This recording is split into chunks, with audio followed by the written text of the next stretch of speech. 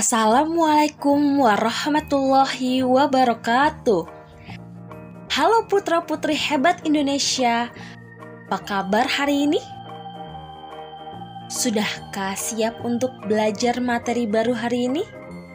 Hari ini kita akan belajar mata pelajaran IPS, Ilmu Pengetahuan Sosial, materi mengenai globalisasi.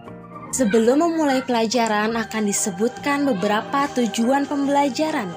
Yang pertama, siswa dapat mengetahui mengenai pengertian globalisasi.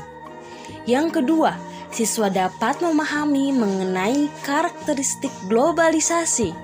Yang ketiga, siswa dapat menyebutkan faktor penyebab globalisasi. Yang keempat, siswa dapat menarik kesimpulan mengenai dampak positif dan negatif globalisasi. Lalu yang terakhir, siswa dapat mengemukakan contoh globalisasi dalam kehidupan sehari-hari. Apakah teman-teman tahu bahwa sistem pembayaran di jalan tol sudah menggunakan kartu e-money? Mengapa hal ini dapat terjadi? Iya, benar teman-teman. Hal ini terjadi karena dampak dari globalisasi, di mana terjadi pergantian tenaga manusia dengan mesin. Hal ini bertujuan untuk mempermudah kita sehingga kita tak perlu lagi repot menyiapkan uang tunai untuk membayar tol. Cukup sediakan kartu e-money yang sudah terisi saldo tentunya. Mari teman-teman kita mulai masuk ke materinya supaya teman-teman akan lebih paham mengenai materi globalisasi. Yang pertama itu ada pengertian dari globalisasi. Menurut Kamus Besar Bahasa Indonesia KBBI, globalisasi adalah proses masuknya ke ruang lingkup dunia. Lalu menurut istilah globalisasi diambil dari bahasa Inggris yaitu globalize, yang berarti universal atau menyeluruh. Sehingga kesimpulannya globalisasi yaitu suatu proses atau gejala menyebarnya nilai kebudayaan dari suatu tempat ke tempat lain. Lalu berikutnya ada karakteristik globalisasi, yaitu meningkatnya interaksi kultural antar negara yang dimana dilakukan melalui media massa dan juga internet.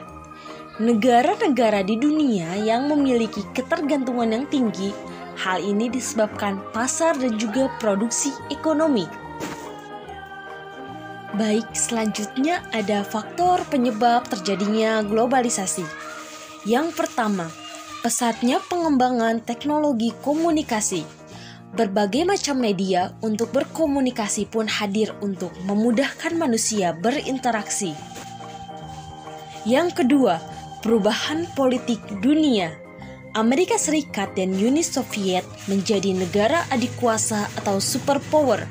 Muncul perebutan pengaruh antara Amerika Serikat dan Uni Soviet yang terkenal dengan istilah Perang Dingin. Muncul negara-negara baru merdeka, contohnya Indonesia. Lalu yang ketiga ada integrasi ekonomi dunia, yaitu kesepakatan yang dilakukan untuk memfasilitasi perdagangan internasional dan pergerakan faktor produksi lintas negara. Lalu yang keempat ada berkembangnya perusahaan transnasional, perusahaan yang memproduksi barang atau jasa di lebih dari satu negara. Perusahaan seperti ini biasanya berupa perusahaan kecil yang memiliki satu atau dua pabrik di negara lain, atau juga perusahaan-perusahaan raksasa yang beroperasi seantero planet ini. Baik, selanjutnya ada dampak positif globalisasi. Yang pertama, mudah melakukan komunikasi. Yang kedua, mobilitas tinggi. Yang ketiga, mudah memperoleh informasi dan ilmu pengetahuan. Yang keempat, memacu untuk meningkatkan kualitas diri. Yang kelima, mudah memenuhi kebutuhan. Yang keenam, menumbuhkan sikap kosmopolitan, yaitu di mana sikap ini adalah pola pikir yang terbuka dan bisa menerima berbagai perbedaan. Dan yang ketujuh yaitu toleransi. Selain memiliki dampak positif, globalisasi juga memiliki dampak negatif, yaitu meningkatnya berbagai macam gaya hidup modern yang merusak moral, kepribadian, dan budaya setempat. Contohnya adalah meningkatnya sifat individualisme, yaitu sifat mementingkan diri sendiri, egois, tidak peduli dengan lingkungannya, terutama lingkungan masyarakat ataupun organisasi. Lalu yang kedua ada sifat sekularisme, yaitu pergerakan menuju pemisahan antara agama dan pemerintahan. Salah satu contohnya adalah dengan menggantikan hukum keagamaan dengan hukum sipil. Yang ketiga ada hedonisme, yaitu sifat gaya hidup yang berfokus mencari kesenangan dan kepuasan tanpa batas. Yang keempat yaitu sifat pragmatisme, sifat atau ciri seseorang yang cenderung berpikir praktis, sempit, dan instan. Orang yang mempunyai sifat pragmatisme ini menginginkan segala sesuatu yang dikerjakan atau yang diharapkan ingin segera tercapai, tanpa mau berpikir panjang dan tanpa melalui proses yang lama. Selanjutnya ada contoh globalisasi dalam kehidupan sehari-hari, yaitu yang pertama, banyak produk asing yang beredar. Yang kedua, seperti yang sudah dijelaskan di awal, yaitu pergantian tenaga manusia dengan mesin. Yang ketiga, meningkatkan penggunaan ponsel.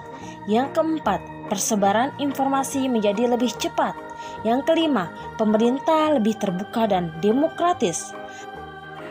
Sehingga teman-teman, kesimpulannya adalah globalisasi memiliki banyak dampak positif dan negatif bagi kehidupan manusia.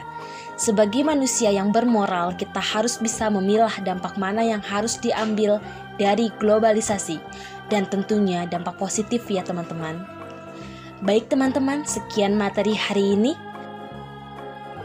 Terima kasih sudah menyimak dengan sangat baik. Semoga apa yang sudah dipelajari hari ini dapat dipahami dan diingat oleh teman-teman. Wassalamualaikum warahmatullahi wabarakatuh.